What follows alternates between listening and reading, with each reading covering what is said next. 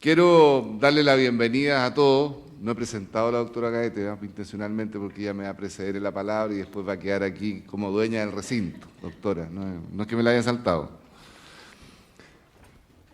Quiero decir que me parece de extrema importancia lo que hoy día está ocurriendo aquí en este recinto. Cuando me vinieron a ver la doctora Gaete con Annelies Der para contarme la preocupación que tenían respecto de el poco debate científico con antecedentes claros, concretos, sobre lo que está ocurriendo en torno a la discusión de la liberalización o legislación en torno a la marihuana.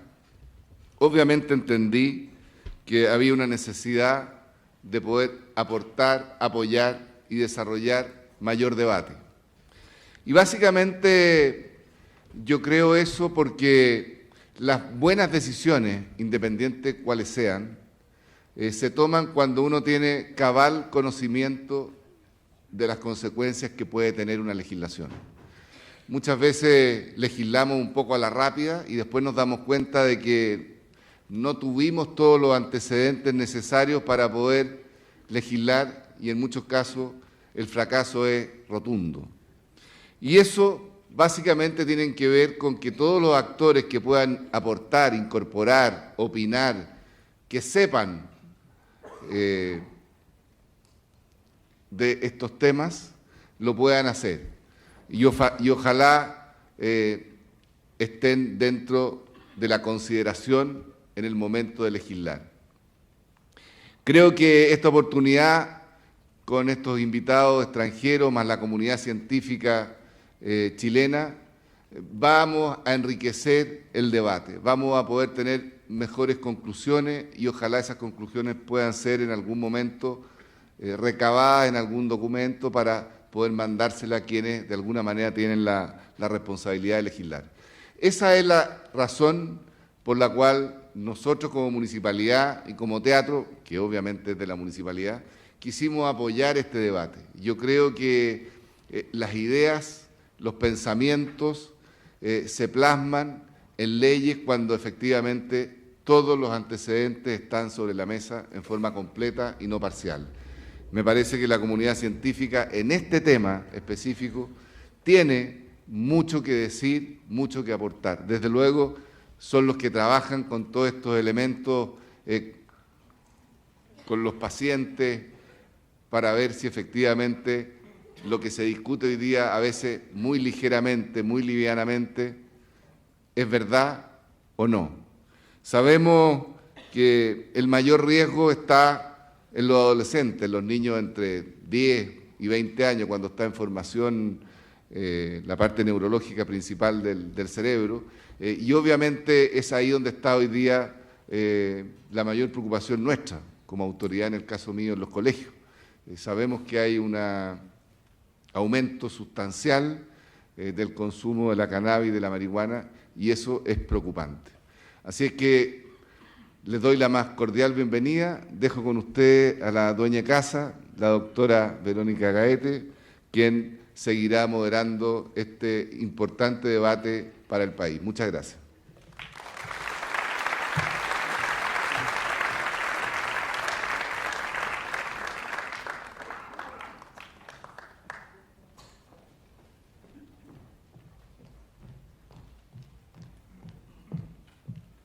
Bueno, les doy la bienvenida también y agradecer al alcalde por la oportunidad de contar con este maravilloso auditorio, uno de los más equipados y cómodos y confortables, con todos los asuntos técnicos resueltos como para poder tener este seminario, este encuentro entre todos. Y también agradecer al fantástico equipo, al staff del teatro, que es de una eficiencia y una capacidad maravillosa, ¿ya?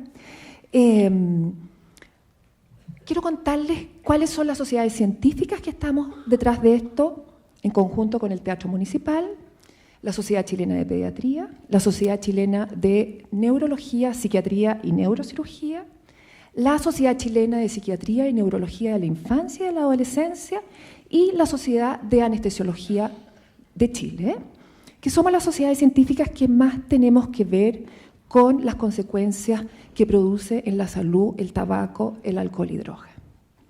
También quiero contarles de cuál va a ser la estructura de este seminario.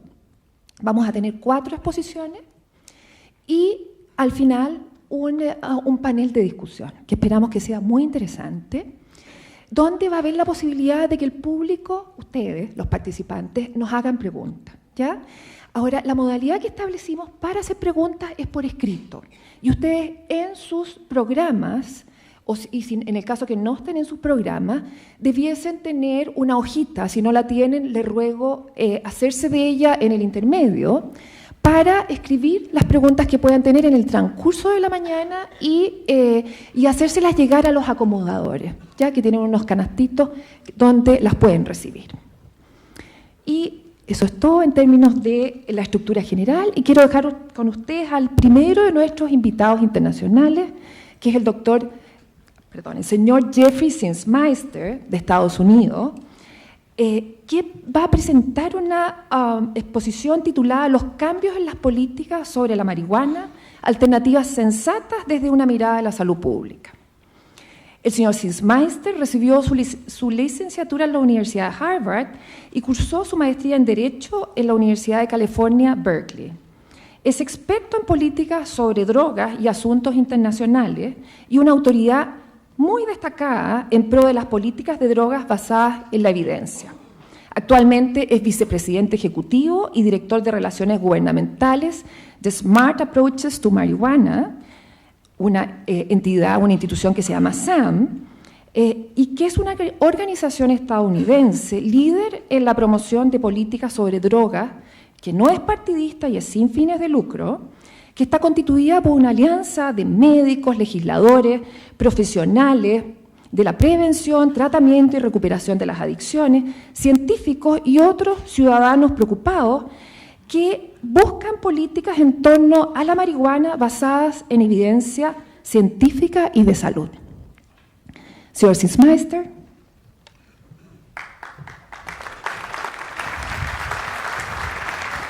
Gracias.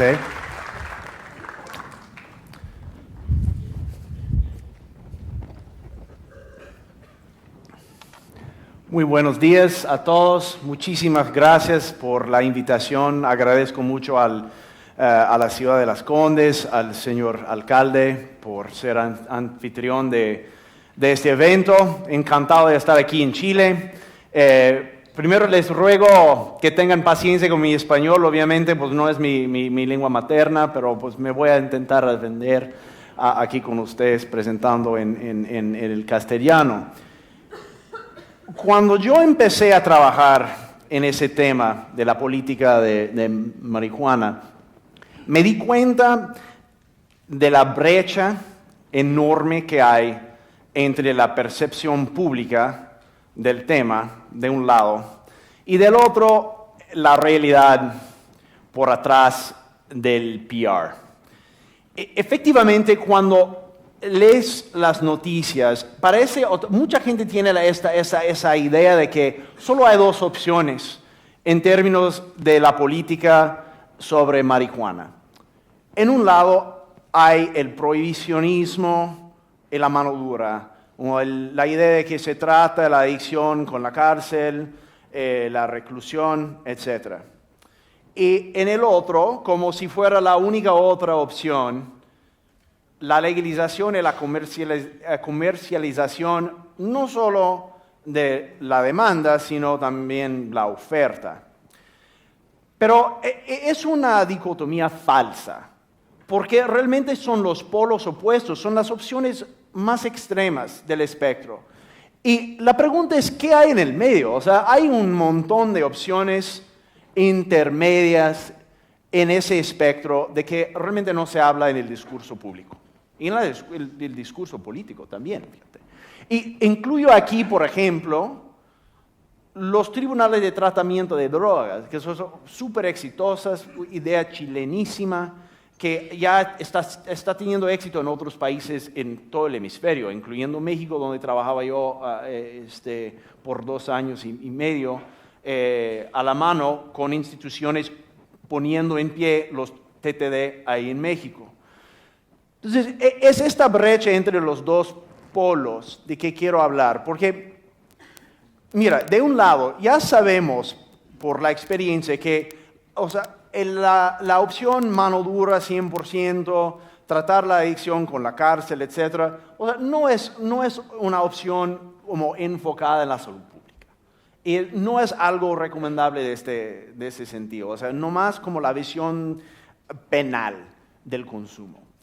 Pero tenemos en el otro lado la legalización y comercialización de la oferta, que ha tenido unos impactos muy fuertes y negativos en términos de la salud pública en mi país, que realmente, si lo ves en un contexto global, los estados que lo han legalizado son unos 4 estados en los states, y Washington, D.C., también el Distrito Federal, y Uruguay.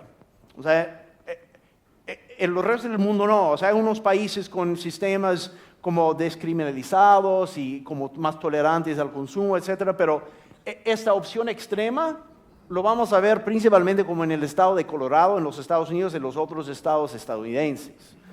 Es interesante lo que ha pasado, porque realmente lo que quiero hablar como en este sentido es que esta opción es equivalente a la comercialización y la creación de un negocio del gran capital. Es efectivamente lo que significa eso, o lo que ha significado eso en mi país, es entregar la política de marihuana al negocio, al gran capital y a la búsqueda de ganancias.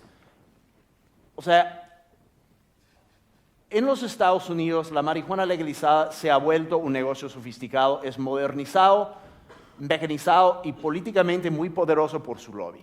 Es como en las láminas a seguir, vamos a ver cómo eso se ha puesto en marcha en los states. Y vamos a ver que realmente hay una tendencia similar a la de la industria tabacalera en el inicio del siglo pasado. Vemos aquí cómo es un desglose del mercado, ¿no? de tabaco aquí. Y en el inicio del siglo XX era efectivamente un negocio medio artesanal. El consumo se enfocaba principalmente en el tabaco masticable, las pipas y los puros. Y lo que pasó en esas décadas aquí fueron dos tendencias. Primero, la producción industrializada en masa, con fábricas, ¿no? Y luego también como digamos, la llegada del marketing internacional y sofisticado, basado en la ciencia psicológica, etcétera, Madison Avenue, etcétera, las publicidades y por ahí. Y fueron esas dos tendencias que impulsaron el crecimiento del cigarrillo como el factor dominante en el mercado tabacalero, y también efectivamente empujó el consumo para nuevos altos aquí. Hasta como más o menos por aquí, cuando por lo menos en los Estados Unidos prohibimos las publicidades en la televisión para los cigarrillos, etc. Y estamos viendo las mismas tendencias de industrialización y del mercadeo en la industria canábica en los Estados Unidos, y podemos prever una tendencia similar. Entonces, los 3 temas aquí. Hablando primero como de la publicidad dirigida a consumidores más importantes. ¿Cuáles son los consumidores más importantes de marihuana? Pues es primero, como para entender un negocio, hay que entender realmente cuál es su mercado. ¿Quién más compra la marihuana? Si hacemos un desglose del mercado, de los consumidores, del número de personas que consumió la marihuana en el último año, vemos que 41% consumió menos de un día al mes. Hasta 20% consumió más de 20 días por mes. Este 20%, la barrita negra, es responsable por casi el 80% del consumo. Entonces, si quieres ganar dinero en el mercado, tienes que realmente vender al consumidor frecuente. Porque si te enfocas en el consumidor casual, te quedas con un pedacito nomás del mercado. O sea, es un fracaso, vas a ser un fracaso. Y los de private equity que ahora están invirtiendo, etcétera, en el negocio, lo saben muy bien. Entonces, para tener éxito en el mercado, tienes que vender al consumidor frecuente y también tienes que crear más consumidores frecuentes. Y eso es donde entra la publicidad dirigida a los menores, porque obviamente los menores son los que más pueden desarrollar un patrón de consumo muy frecuente. Igual al tabaco, ¿no? Además, los consumidores más frecuentes están entre los más vulnerables de la sociedad, por lo menos en los Estados Unidos. Adultos que no completaron la educación secundaria son sobrerepresentados en el mercado y también los que ganan menos, o sea, efectivamente ganan menos de $20,000 al año, que en los Estados Unidos está muy para abajo del promedio. El rendimiento promedio, ¿no? Y 1 de cada 6 consumidores gasta más de un cuarto de sus ingresos en marihuana. Son el blanco, ¿no? Si quieres realmente ganar, tienes que enfocar efectivamente en los jóvenes, los consumidores frecuentes y los pobres. Y por eso tenemos el rango de publicidad. Que tenemos como las chicas, como de vendedoras. Ya hay publicidades en televisión en los Estados Unidos. Hay pocas, pero el referéndum en que se va a votar California este noviembre va a legalizar la publicidad para la marihuana fumada y comestible en la tele, inclusive incluyendo en la televisión primetime. Cupones, patrocinio de eventos, etc. Entonces, el mercado, otra vez, si quieres ganar dinero como negocio en marihuana, tienes que vender a los consumidores frecuentes, a los jóvenes y a los pobres. Eso es el blanco. Lo del mecanizado también es interesante porque lo que hace una industria, el acceso al capital y a las máquinas, a las fábricas, es que la gama de productos se aumenta de forma increíble. O sea, no es solamente como en México por lo menos se dice el churro, o sea, como el marihuana fumada. Pero son los comestibles y los concentrados, las cosas a base del THC, el ingrediente psicoactivo concentrado. Y la capital ha generado efectivamente esas fábricas en que se concentra el THC por, pues efectivamente esas salas llenas de equipos que convierten la hierba, por así decirlo, ¿no?, al concentrado. Y luego con el concentrado puedes hacer los productos comestibles. Así se ven, o sea, tal cual, son productos reales. Obviamente el vínculo aquí con los consumidores jóvenes debe estar nítidamente visible, ¿no? Aquí como pues, los refrescos, las gomitas. También son un problema para las empresas, como a propósito, porque el consumo, o sea, se esconde fácilmente con los comestibles. Pero ya son el 50% del mercado. Y también los concentrados. O sea, esos concentrados son producto de la industria y del capital. No son producto de la marihuana sembrada en las montañas de Sinaloa. Para nada. O sea, todos esos productos necesitas estas para producir esta, ¿no? Y hasta tenemos ya la venta en California, el THC 99% puro, parece metanfetamina o algo, es como un cristal. Pero así lo puedes comprar, si te apetece, ¿no?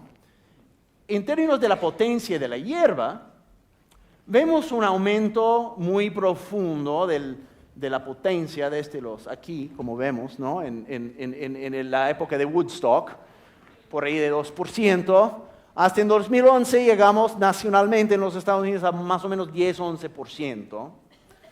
Y en Colorado, dijo una fuente de la industria canábica en junio, que el 97% de su producto, que sea hierba, que sea concentrado, que sea comestible, estaba por arriba del 16%, o sea, no está en el gráfico, el 97% del producto.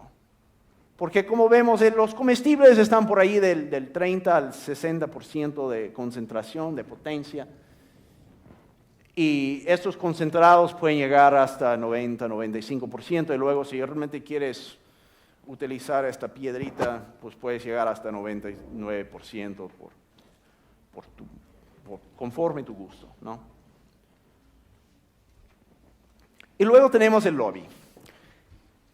Efectivamente, cuya ganancia cuyo objetivo es el negocio. O sea, es un negocio como cualquier otro. O sea, los inversionistas quieren utilidades para poner su dinero en marihuana y no en otro sector económico. Y entonces, por eso, ha trabajado duramente desde 2012 en Colorado, por ejemplo, para blindar la industria contra regulaciones.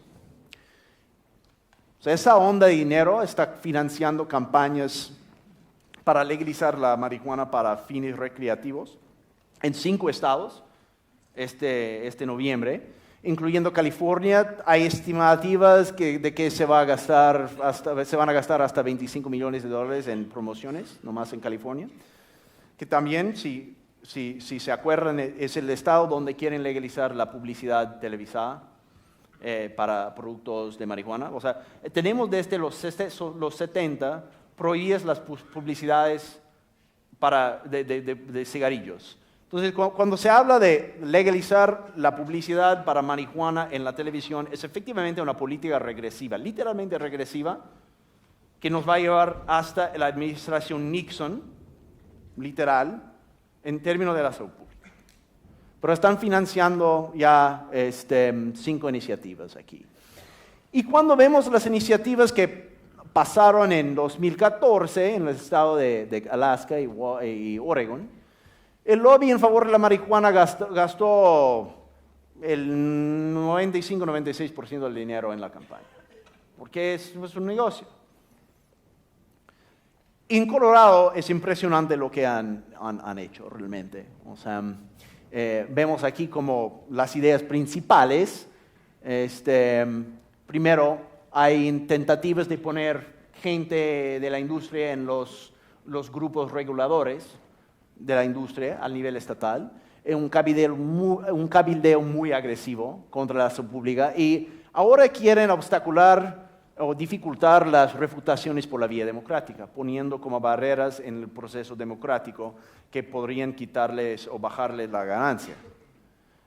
Por ejemplo, si vemos los 5 estados que tienen iniciativas en que se van a votar en noviembre, pues 3 estados quieren poner cuerpos reguladores y de políticas llenos de representantes de la industria por ley, ventajas económicas especiales, también para la industria del alcohol, que se interesa mucho a ciertos sectores, no todos, pero por ejemplo, en Nevada van a tener alguna ventaja económica especial para la industria del alcohol, para entrar a la industria canábica. Publicidad en televisión, leyes débiles en contra de conducir bajo la influencia de cannabis, y un estado no tiene sanciones penales por vender marihuana a menores. En Colorado, ¿qué han hecho? En la legislatura estatal han bloqueado leyes para impedir el uso de pesticidas ilegales. Demandaron el Estado por restricciones de publicidad dirigida a niños, que en nuestra Constitución está protegida la publicidad comercial también, por la primera enmienda. Efectivamente querían constituir un comité especial lleno de representantes de la industria para tomar cuenta de la regulación de la marihuana en el estado, y han aumentado el umbral, eso ya hace 2 meses, aumentaron el umbral de recopilación de firmas para iniciativas locales que restringen negocios de marihuana. Entonces, si quieres recopilar firmas para una iniciativa local en Colorado, en general necesitas el 5% del electorado, de las firmas del 5% del electorado. Pero si tu iniciativa toca las ganancias de la industria marihuanera o canábica, ahora necesitas el triple por ser especial. Y también que no se nos olvide que la industria tabacalera era la primera industria de mostrar interés en marihuana. En los finales de la década de los 60, salieron esos documentos por demandas en los Estados Unidos. Pero está documentado aquí que desde 68, las grandes tabacaleras estaban estudiando el mercado de marihuana como potencial negocio. Y de hecho, están entrando por los cigarrillos electrónicos, porque son de doble uso. O sea, puedes usar el cigarrillo electrónico, el vaporizador, para vaporizar nicotina y también THC, el concentrado. Entonces eso es un buen negocio de puente, digamos, ¿no? ¿Y cuáles son las consecuencias entonces de todo eso? Primero, incremento de consumo. En los Estados Unidos, viendo la población total, ¿no?, de la gente de 12 años de edad para arriba, vemos una tasa de crecimiento compuesto desde 2007-2008 de más de 5%.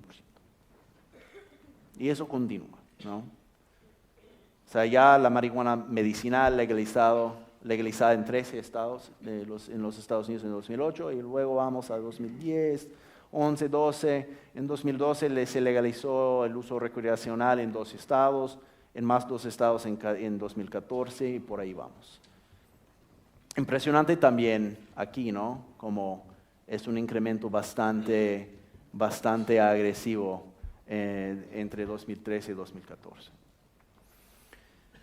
Enfocándonos o dando enfoque a Colorado y Washington, el estado de Washington, no el Distrito Federal, también vemos esas tendencias de una manera un poquito más detallada, ¿no? Las barritas muestran las tasas de consumo, el porcentaje de la población mayor de 12 años que consume, y aquí por abajo hay el crecimiento medio por periodo.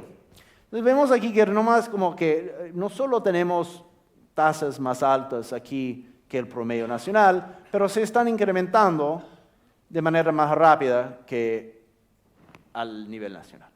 Y lo mismo se ve entre el consumo entre menores de edad. De hecho, vemos un crecimiento promedio mucho más alto relativamente hablando de Colorado y Washington cuando se compara al del promedio de Estados Unidos. Eso no es por casualidad.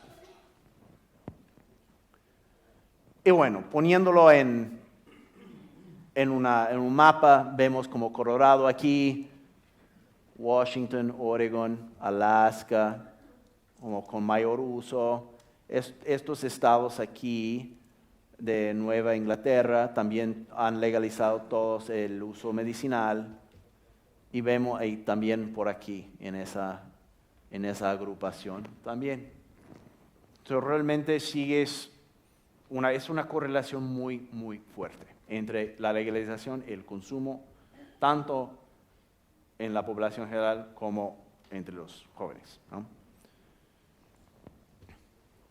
También hay el tema de conducir bajo la influencia. Eso se ha mostrado bastante grave como problema. Eso es el estado de Washington, y vemos que cuando se legalizó el uso recreacional en 2012, los finales, en noviembre, y les tardó un poquito más que un año para implementar las leyes. En 2014 fue el inicio de las ventas, ¿no? En este año aumentó los fallecimientos, el porcentaje de fallecimientos en accidentes de tránsito con vínculo al consumo de marihuana, más de 100%. Y en Colorado vemos desde 2008-2009, cuando se comercializó la marihuana medicinal, un incremento promedio de 14%. Son la misma estadística, efectivamente. Y desde el inicio de ventas, en 2014, obviamente un incremento agudo, por así decirlo. También en el ámbito laboral vemos que es un problema en términos de accidentes industriales, problemas disciplinarios, ausentismo, lesiones del consumidor al consumidor y también a terceros, ¿no? En términos de, o comparado con un grupo de control. O sea, realmente es algo que los otros sectores económicos en los Estados Unidos se están despertando solamente hoy por hoy en el peligro que puede ser una tercera sustancia adictiva legalizada para sus ingresos. Y nomás para como comentar, en los Estados Unidos, en mi país, se comenta mucho sobre los ingresos. La recaudación de nuevos impuestos a través de la nueva industria canábica que se puede disfrutar un gobierno local, un gobierno estatal, etc. El problema, igual con el alcohol y el tabaco, es que esta recaudación de impuestos es en general tipo un 10% de los costos directos e indirectos del consumo. Y aquí vemos el por qué. Porque indirectamente te cuesta con todos los demás sectores económicos por el consumo, tal cual con el alcohol. O sea, sí, recaudas más dinero a través de los impuestos nuevos, pues muy bien, pero pagas 10 veces más por problemas de salud, problemas en el trabajo, etc. Pues por aquí pues tenemos estimativas de que te cuesta por cada empleado unos $2,000 a $3,000 por persona. Es una estimativa nomás, pero es interesante el posible costo, ¿no? Y luego también tenemos las intoxicaciones accidentales en Colorado. En la población total aquí, ¿no? Pues vemos, ¿no? Un incremento agudo en 2013-2014, pero lo realmente interesante, ¿no? Es intoxicaciones de niños entre 0 y 5 años de edad. Y eso por causa de los comestibles, porque los dulces que contienen THC se ven iguales a los dulces normales. Entonces como que un niño ve la gomita y la come y se intoxica así, porque también es pequeño, ¿no? Y realmente no hay controles. El lobby está en contra de los controles de las gomitas, de los dulces, de los refrescos coloridos con THC. Pero ahí se ven las consecuencias. O sea, efectivamente es un espejo de la tendencia en la población general. Y luego, voy a tocar un poquito en el tema del crimen y el mercado negro, porque también es un tema muy contundente, porque se habla mucho de la legalización y comercialización como manera de controlar el mercado negro y el crimen organizado. Primero, hemos visto una tendencia opuesta en la capital de Colorado. Desde 2004, cuando se iniciaron las ventas comerciales, ha incrementado el crimen vinculado con las drogas en Denver más de 10% al año, como promedio. Y la Procuradora General de Colorado ha dicho, mira, el mercado negro no se ha disminuido. O sea, lo que pasa es que se ha ido de un mercado negro a plena vista a algo oculto, aprovechando de las leyes para esconderse en almacenes en los suburbios de Denver, aprovechando del equipo industrial, aprovechando de la cantidad de marihuana legal que se fluye por el estado para continuar sus ventas a un precio más bajo, ¿no? Porque no pagan impuestos, ¿no? Y lo vende plenamente en la internet. Aquí vemos, no sé si algunos de ustedes han visto el website Craigslist en los Estados Unidos. Es como una manera de vender cosas gratis, es gratis. es muy popular en los Estados Unidos. Se vende de todo, coches, muebles, lo que tú quieras, ropa, clases de español, por ejemplo. Pero también se vende marihuana en Denver, en Colorado. O sea, si vas a la página de Craigslist de Denver y buscas marihuana, vas a ver centenas de páginas o de advertencias de publicidades para marihuana, dice medicinal, pero mira, es ilegal vender marihuana por internet. Eso es mercado negro, plenamente. Es mercado negro, tal vez vinculado con crimen organizado, tal vez no, pero es mercado negro. Y hay muchísimo, porque es tan fácil desviar marihuana de un cultivo legal, porque no hay reglamento sobre la cantidad de marihuana que viene por cada planta, por ejemplo. Entonces, cuando tienes 100 plantas, tú declaras que has producido, no sé, medio kilo por planta, cuando en realidad produciste 1 kilo por planta. Y vendes el primer medio kilo en el mercado legal, el segundo medio kilo en el mercado ilegal. Y por eso los cárteles mexicanos parecen estar llegando a Colorado para hacer su negocio. Porque es mucho más fácil. Pues no tienes que producir en las montañas de Sinaloa. Las produces en un suburbio de Denver, en un galpón, no sé, un almacén, con tecnología. Su hierba sale mucho más poderosa y más de calidad. Y además no tienes que llevar el producto a través de la frontera con los Estados Unidos. Ya está en los Estados Unidos. Nomás tienes que lavar el dinero y pasarlo ya de regreso a México. Entonces, el hecho de decir que vamos a controlar el mercado negro por la legalización, infelizmente, eso no ha pasado. Y además, parece que hasta ha sido una invitación a esos grupos criminosos a llegar hasta Colorado y establecer sus operaciones ahí, porque está más fácil y además está más barato.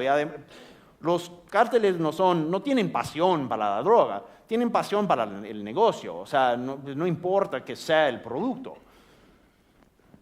Y además es importante tener esto en mente, porque vemos a través de América Latina que muchos cárteles ya no tienen ni siquiera la droga como los caballeros templarios, eso hace 2 años, 3 años. Ni siquiera tenían la droga como ingreso principal. Era la minería, la tala de madera y la extorsión. Y ya la minería de oro en Colombia, el presidente Santos dijo en 2015 que el crimen organizado movía más plata por la minería ilegal, de oro por lo menos, que por el tráfico de drogas. Entonces, esto lo hemos visto. ¿Y por qué? O sea, ¿por qué todo eso con el mercado negro? Si comparamos, por ejemplo, en Brasil, el mercado de marihuana con el mercado de tabaco. Aquí tenemos unas estimativas del tamaño del mercado canábico en Brasil hoy por hoy. Todo ilícito, obviamente, porque sigue siendo ilícita la marihuana, ¿no? Tabaco, el mercado ilícito está por ahí de $7 billones anuales, ¿no? Lícito. Pero hay unos 2 millones, casi 2 billones, casi 3 billones más, que es mercado negro principalmente de Paraguay. O sea, es un mercado negro más grande que el mercado ilícito de marihuana. Lo que pasa aquí es que tienes una sustancia lícita, el consumo está mucho más alto, ¿no? Y el mercado negro sigue en pie, nomás que está medio escondido en un gran mercado lícito. Y por eso hay el fenómeno de oculto en plena vista, las ventas por Craigslist, etc. Entonces ya, regresando al tema inicial, ¿cuáles son las alternativas más sensatas? Porque sabemos que por un lado el prohibicionismo, mano dura, no sea la mejor opción, ¿no? Y vemos que la comercialización de la oferta también efectivamente es entregar la política de salud pública al capital, a la búsqueda de utilidades, ¿no? ¿Qué hay en el medio? O sea, hay una gama de opciones para considerar.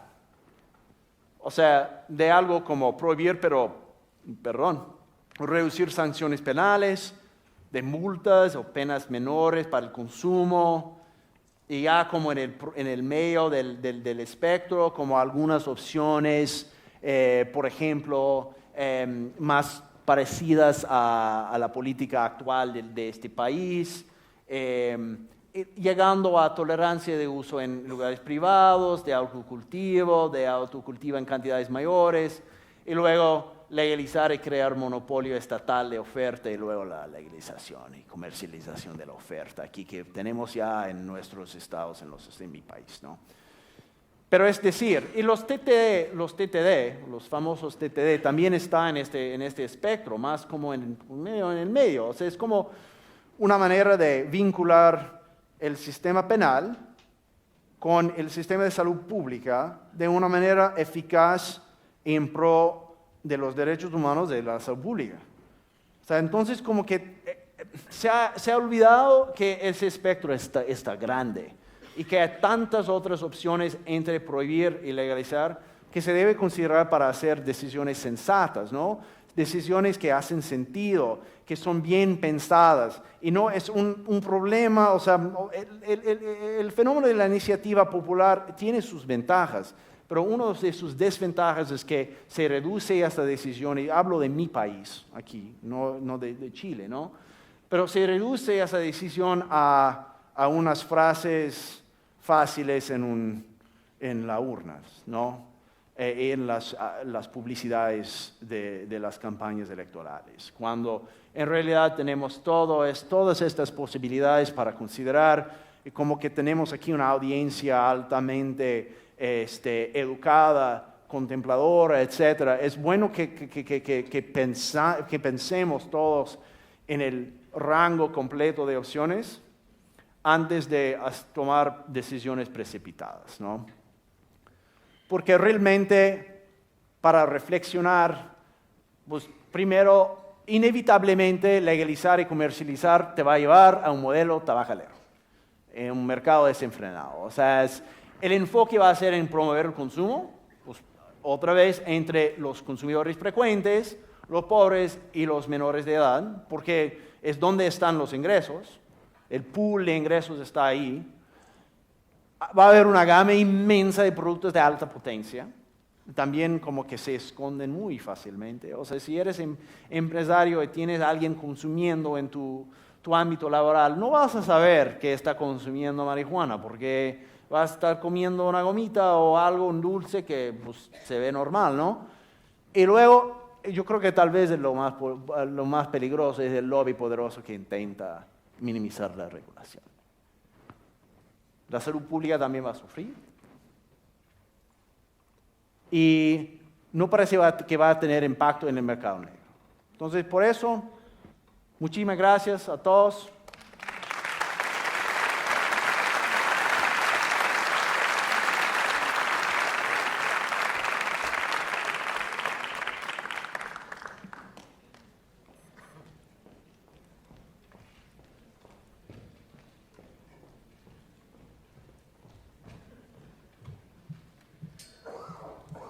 Muchísimas gracias, Jeff. Estupenda tu conferencia, muy esclarecedora. Quiero ahora dejar con ustedes a la psicóloga Anneliese Dörr, quien expondrá sobre los efectos de la marihuana en el cerebro de niños y adolescentes. Anneliese es doctora en psicología, profesora de la Facultad de Medicina de la Universidad de Chile y directora de su Departamento de Psiquiatría y Salud Mental Oriente. Es una destacada investigadora en el efecto de la marihuana en el cerebro de niños y adolescentes, una de las principales en nuestro país. Además de autora de numerosas publicaciones en revistas científicas nacionales e internacionales sobre temas de salud mental en jóvenes y adultos. Anneliese.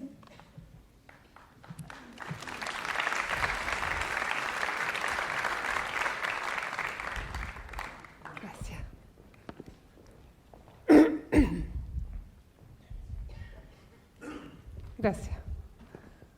Buenos días. Voy a tratar de exponerles un estudio que hicimos en la Facultad de Medicina de la Universidad de Chile comenzamos a hacerlo el 2007, lo terminamos el 2011. Este estudio consta de 2 etapas, ¿ya? Son los efectos del consumo de marihuana en escolares chilenos. ¿Qué nos motivó a nosotros a hacer este estudio? La realidad que estábamos viendo en la clínica, que era mucho consumo en los jóvenes y un desperfilamiento por parte de jóvenes y adultos respecto al consumo y a sus efectos.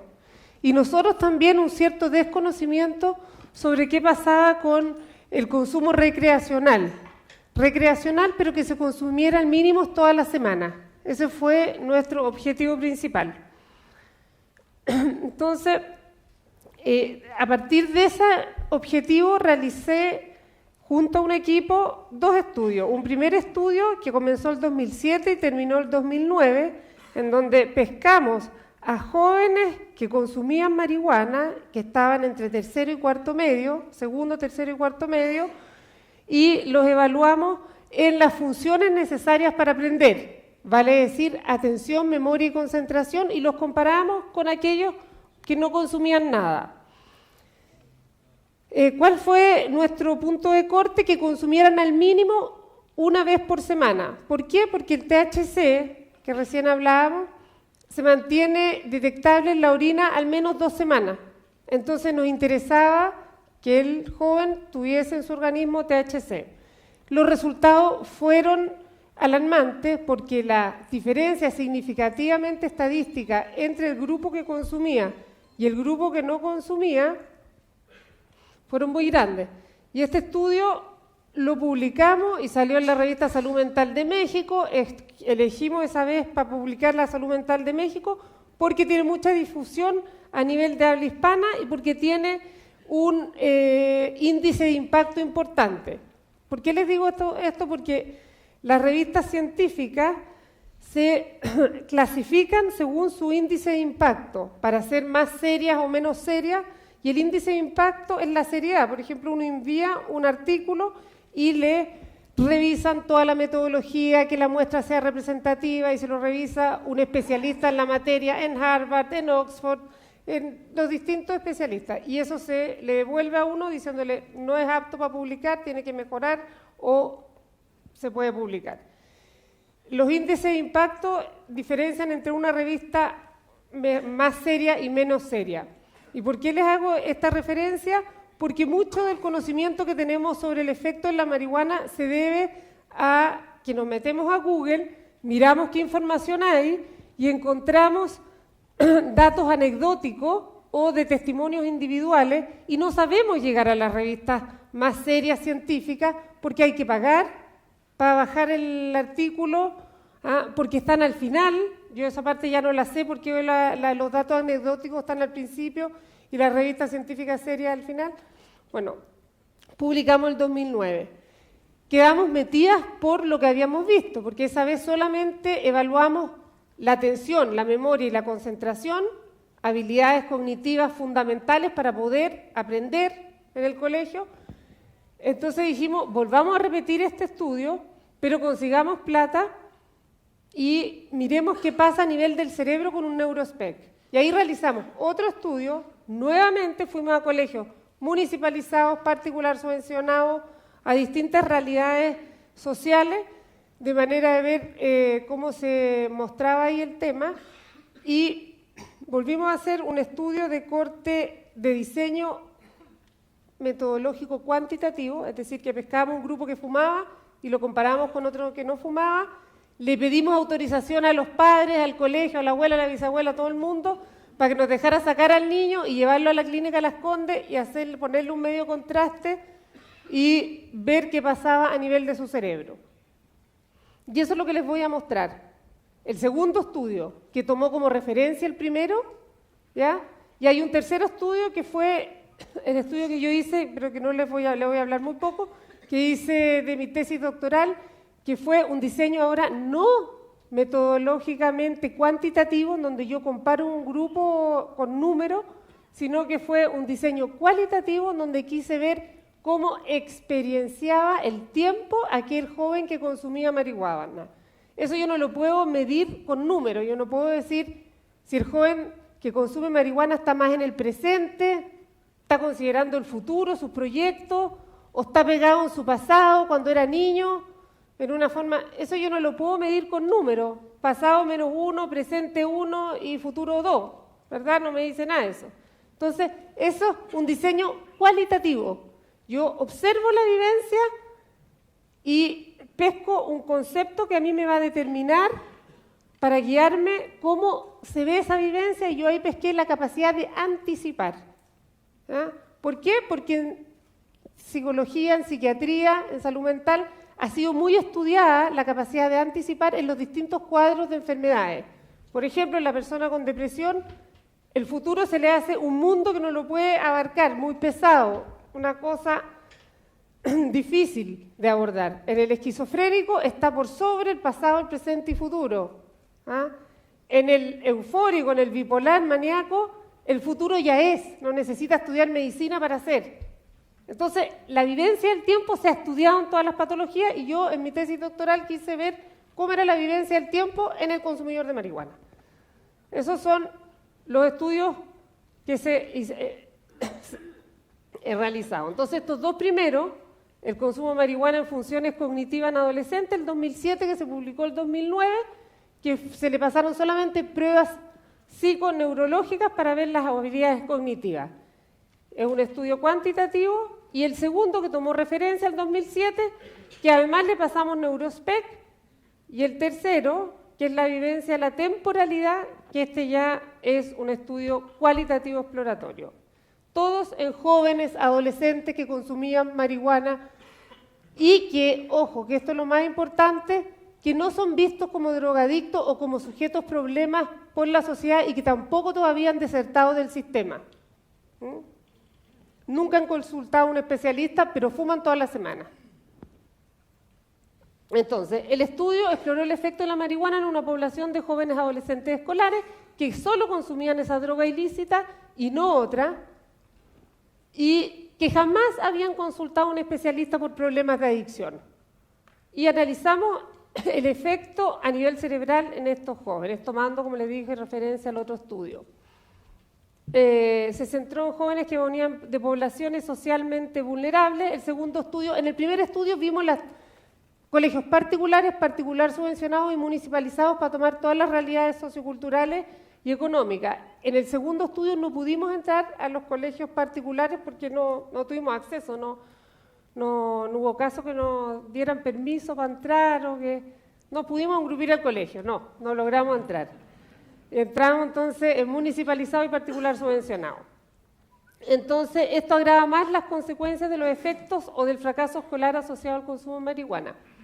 Vuelvo a repetir, ¿cómo medimos el efecto marihuana en las funciones cognitivas que están involucradas en el aprendizaje escolar? A través de las funciones cognitivas memoria, atención, concentración y resolución de problemas, y a nivel cerebral por el SPEC. ¿Qué pruebas usamos? Usamos las pruebas que en neuropsicología son las más confiables, las más fuertes, las más usadas, y que en revistas internacionales, que en investigaciones serias más se usan. Sobre todo el test de Rey. Test de Rey, test de Benton, memoria de palabras, que son 15 palabras que uno les dice a los sujetos: te voy a decir 15 palabras, después que te las diga, repíteme cuántas te acuerdas. Sombrero, silla, pelo, ojo, no sé, zapato, con una cierta cadencia, y yo después le pido que me diga cuántas se acuerda, y comparo el grupo consumidor con el grupo no consumidor. Esas son las memorias.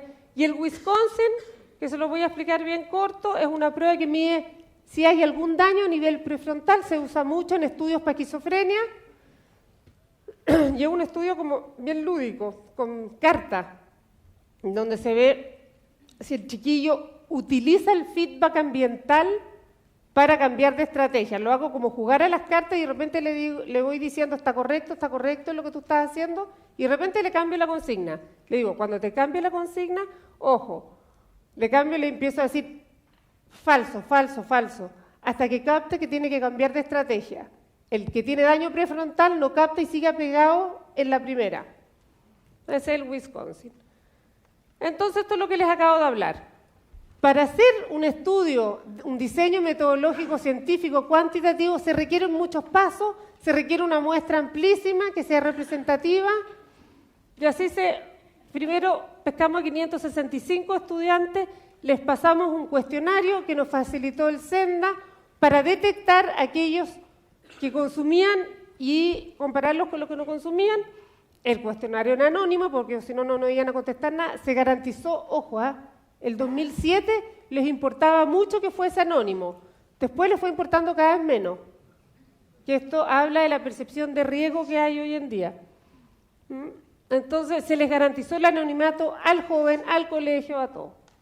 Y se le pasó también un cuestionario de antecedentes mórbidos, porque teníamos que sacar de la muestra aquellos jóvenes que hayan tenido déficit atencional, porque me iban a contestar mal y no porque fuesen consumidores de marihuana, ni porque tuviesen un CI menor, nada, o porque por una cierta inmadurez. Se sacan los que tuvieran algún diagnóstico de alguna enfermedad psiquiátrica, epilepsia, depresión, que tuviesen antecedentes en la familia, que tuviesen mucho consumo de alcohol, todo se saca. Y se recoge información sobre las notas del colegio en los últimos 4 años. Lo que no se sacó fue el consumo de alcohol, el problemático se sacó, pero consumir una chela al fin de semana, una cosa así, no se sacó, pero tanto en los consumidores como en los no consumidores. Por lo tanto, la muestra estaba equiparada. Se aplicó a todos los 565 estudiantes un test de CI autoaplicado. ¿Para qué? Para no comparar uno que tuviese un CI 140 con uno de 90. Homogenizar la muestra.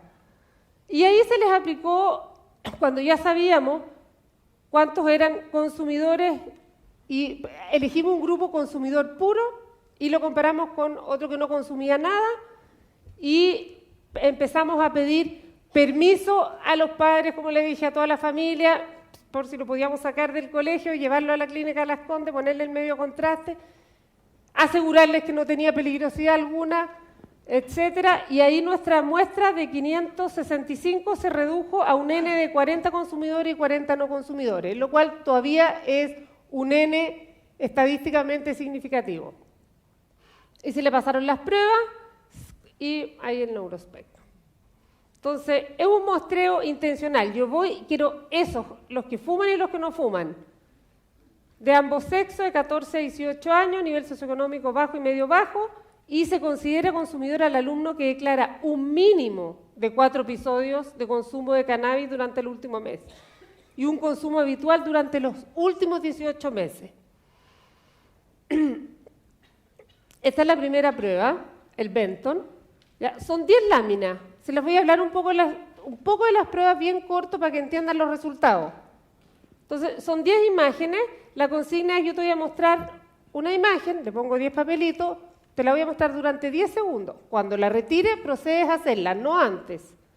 Entonces, 1, 2, les muestro las 10 imágenes, me las va haciendo cada una, y después yo veo el puntaje. Si tiene una falla, por ejemplo, se le olvidó esa rayita, 0 puntos. Si tiene todo bueno, 1 punto. Ustedes ven que es bien fácil, las imágenes van aumentando un poquito en complejidad. Ese es el puntaje que obtiene. Puede ser un máximo de 10 puntos, porque son 10 imágenes y 0 puntos. Y lo otro es el puntaje error. ¿Cuántos errores me hacen una imagen? Le puede faltar aquí esas 2 rayitas y en vez de un círculo hacerme un cuadradito. Entonces tiene 2 errores y 0 puntos. Entonces, ¿qué me mide? Eficiencia intelectual a partir de las capacidades de atención, memoria y retención inmediata. Y yo comparo el resultado con el CI que tiene ese joven. Por ejemplo, si un chiquillo tiene un CI de 130, no me puede obtener 6 puntos. Algo está pasando. Más de 2 puntos de diferencia entre ese CI y lo que se espera para ese CI, habla de un indicador de posible daño orgánico. Algo está pasando. Y esta es la segunda prueba, la figura compleja de Rey, que ustedes ven es una figura compleja que tiene 2 etapas. Una primera etapa, le pongo la figura, le pongo una hoja en blanco, le digo, cópiame esta figura. Que no te importe, yo te voy a cambiar el color del lápiz cuando a mí se me dé la gana. Lo que yo espero que él haga es que la observe y, como es una cosa compleja y rara, planee una estrategia para copiarla. Entonces yo evalúo las distintas estrategias para copiar. Después que me copia la imagen, que yo voy cambiándole el lápiz para yo acordarme qué estrategia empleo. ¿Ah? Por ejemplo, le paso el azul y hace el rectángulo central. De ahí le cambio el lápiz, sigue en el amarillo, me hace las diagonales. Yo voy anotando, azul, pongo una rayita, amarillo, rojo, siguió con la de afuera. Entonces sé que después empezó por el azul, siguió por el amarillo, siguió por el rojo y puedo decir qué estrategia para copiar empleó. Ustedes dirán, ¿para qué es eso? Eso es como yo jerarquizo y visualizo el ambiente. Cuando yo los veo a todos ustedes y me dicen tanto tiempo tengo para hablar, yo jerarquizo en importancia lo que voy a decir. Estoy anticipando, ¿verdad? Entonces con la estrategia es lo mismo. Y después de 15 minutos, que yo le hablo, terminó la prueba, le hablo de cualquier cosa, le paso una hoja en blanco y le digo, toma, haz lo que te acuerdes de la imagen que me copiaste. Entonces tengo dos puntajes, el tipo de copia y la memoria. Entonces, hay 6 tipos de copia que miden la estrategia que tiene en el plano visoperceptivo, lo que estoy haciendo yo, y la memoria visual. Me mide funcionamiento mental general, tiene alta correlación con el CI esto, y veo cómo jerarquiza y cómo organiza la información visual y lo comparo por percentiles de edad. Aquí yo le voy cambiando el lápiz para después captar y después le hago una hoja en blanco y que me diga lo que se acuerde.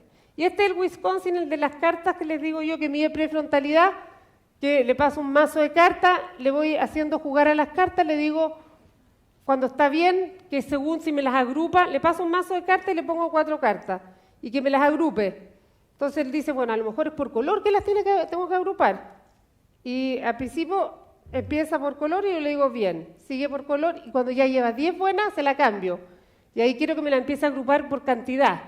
Todos los que tengan 4, o 4 círculos, 4 pero por cantidad, hasta que se da cuenta. Hay veces que no se da cuenta, que no considera el feedback ambiental, que sigue pegado. ¿Ah? Eso es prefrontalidad.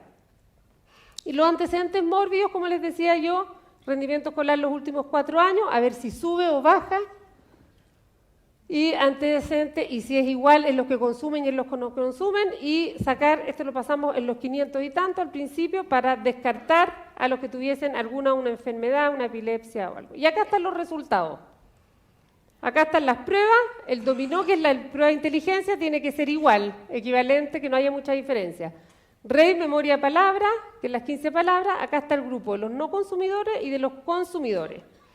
Benton, retención, que son las 10 imágenes a que yo les iba mostrando por 10 segundos y que me hiciera Benton error, cuántos errores me dan esto, y la figura compleja de RAID. Miremos. Memoria de palabras. No consumidores tiene un promedio de 15 palabras, ¿se acuerdan? 7,4 y consumidores 6,3. ¿Qué me dice esto?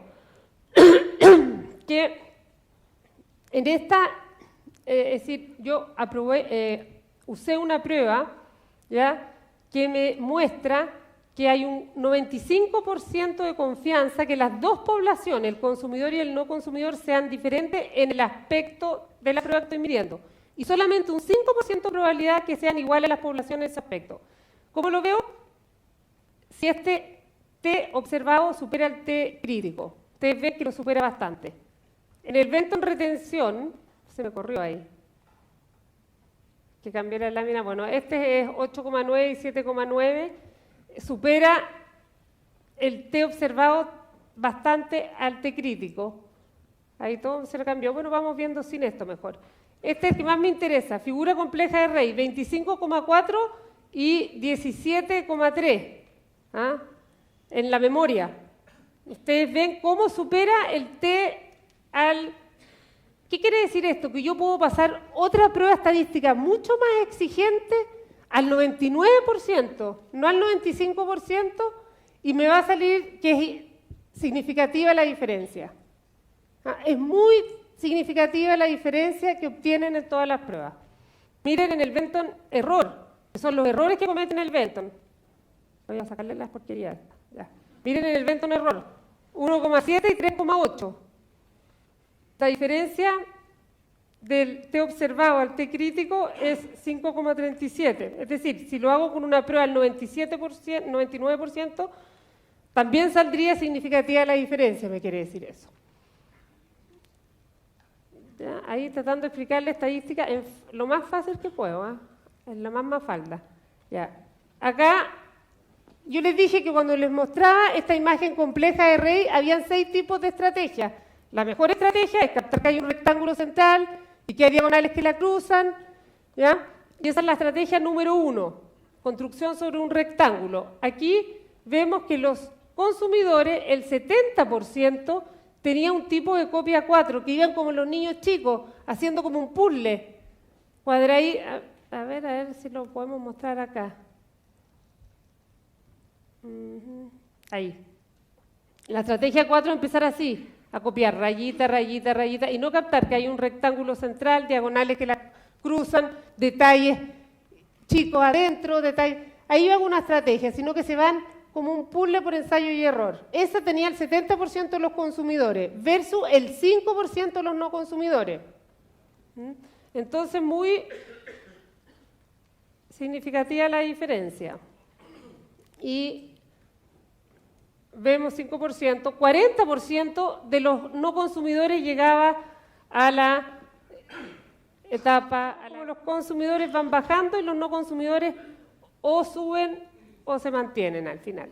Y esto es lo que obtuvimos en la prueba de prefrontalidad del Wisconsin, que hay 1/3 de los consumidores que mostraban limitaciones en las habilidades de flexibilidad mental porque habían una alteración en las habilidades ejecutivas.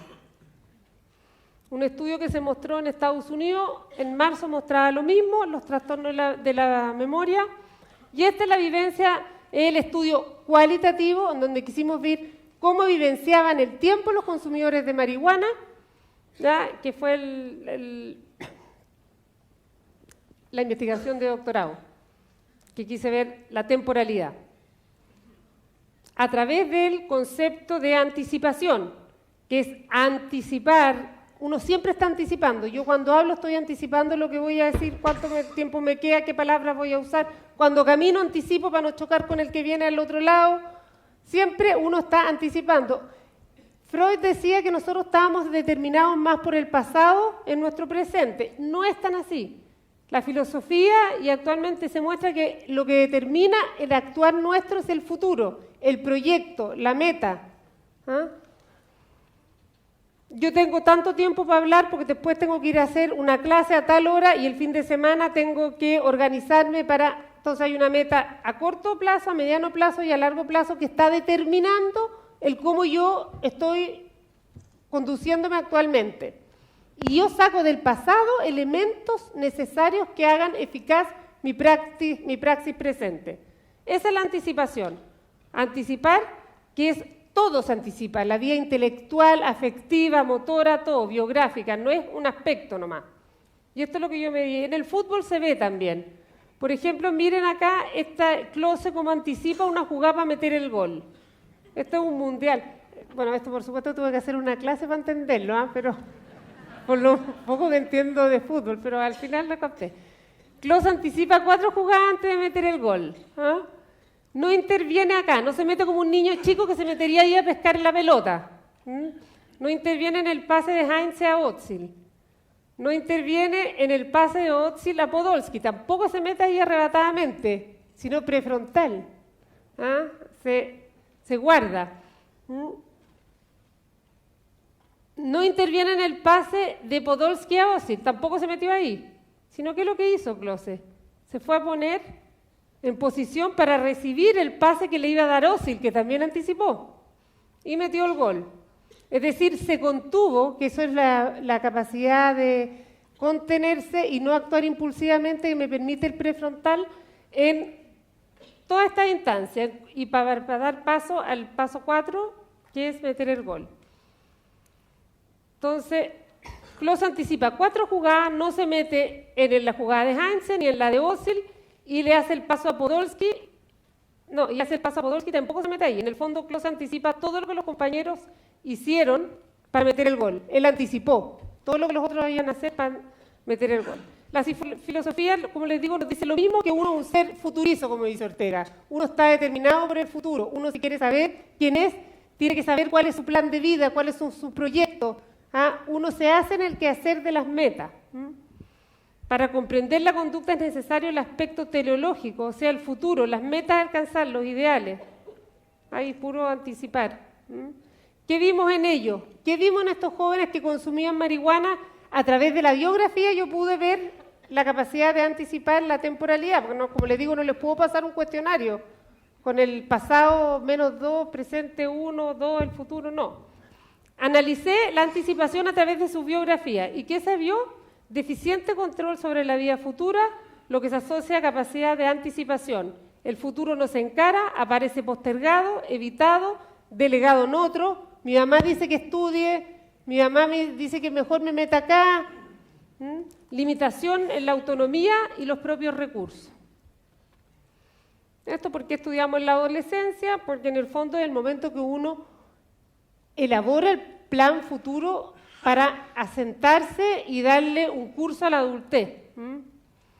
Entonces, resultado de las pruebas neuropsicológicas, existe relación entre consumo de marihuana en adolescentes y efectos nocivos sobre el funcionamiento cerebral, en especial en las funciones necesarias para el aprendizaje, atención, memoria y concentración, problemas en el estilo de trabajo, y esto es lo más importante, que en las 4 pruebas que aplicamos se observaron diferencias estadísticamente significativas. Y en el Neurospec vimos una correlación entre las pruebas y lo que aparecía en el cerebro.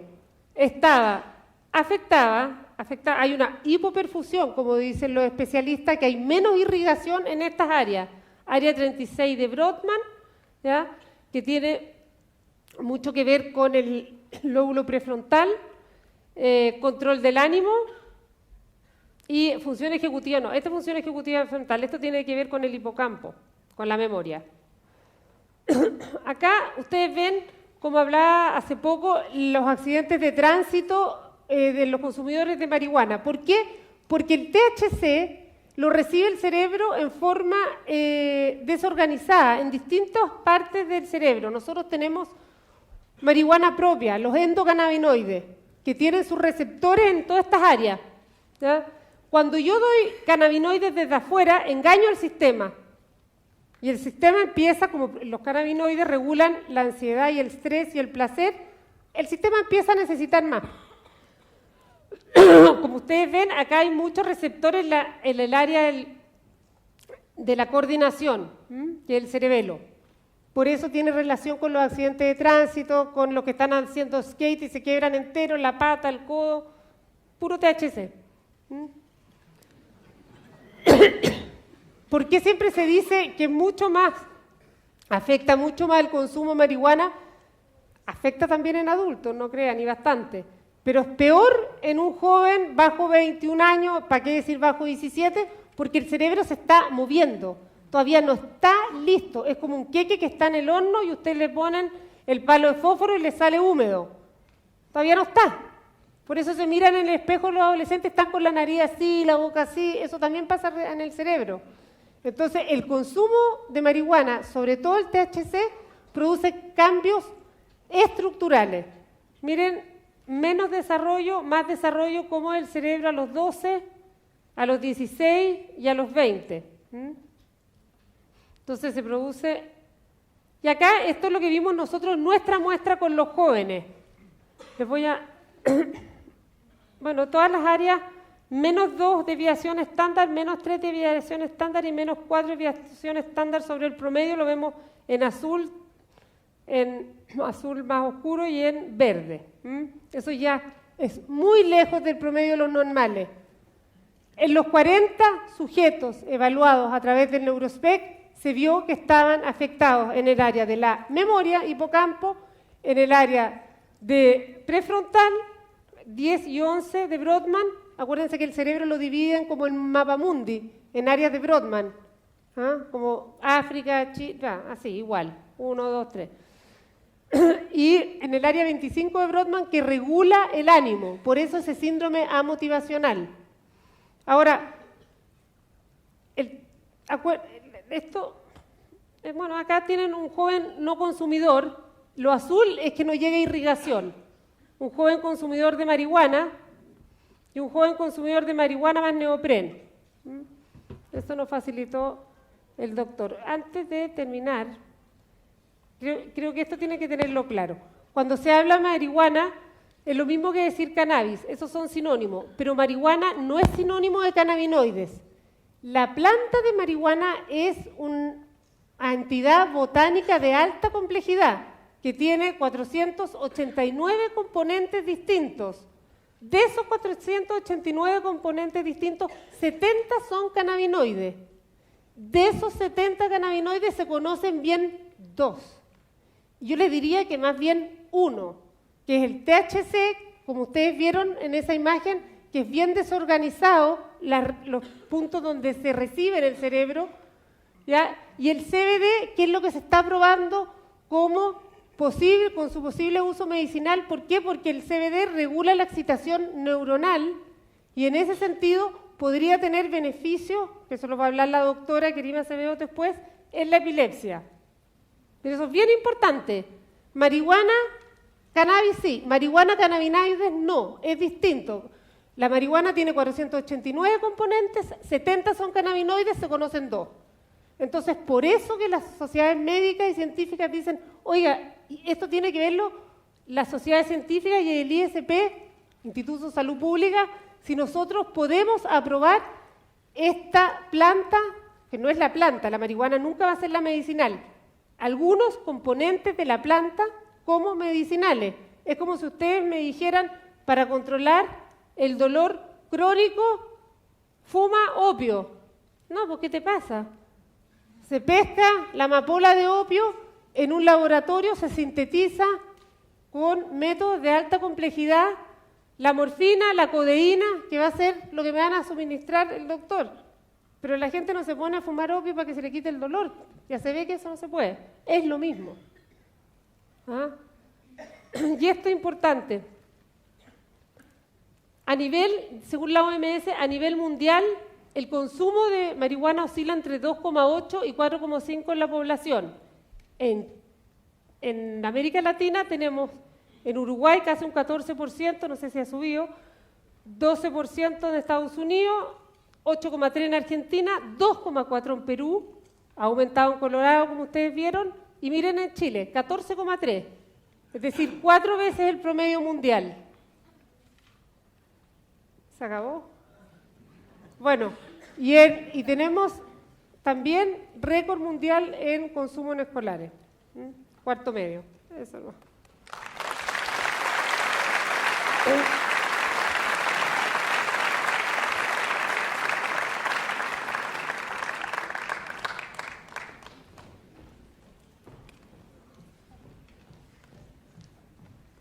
Muchas gracias, Anne, muy entretenida, anecdótica, bien explicado para la gente. Aquí hay personas que vienen desde distintos ámbitos, toda esta cosa que es tan sofisticada en términos de las investigaciones y los test a aplicar. Bueno, quiero invitarlos ahora a un café en el, ¿no es cierto?, en el hall del teatro, y recordarles antes de que salgan que aquellos que quieren hacer preguntas para ser respondidas por el panel de discusión tienen que anotarlas en las hojas que están dentro de su programa y hacérselas llegar a, ¿no es cierto?, los acomodadores, quienes las convergerán hacia el panel.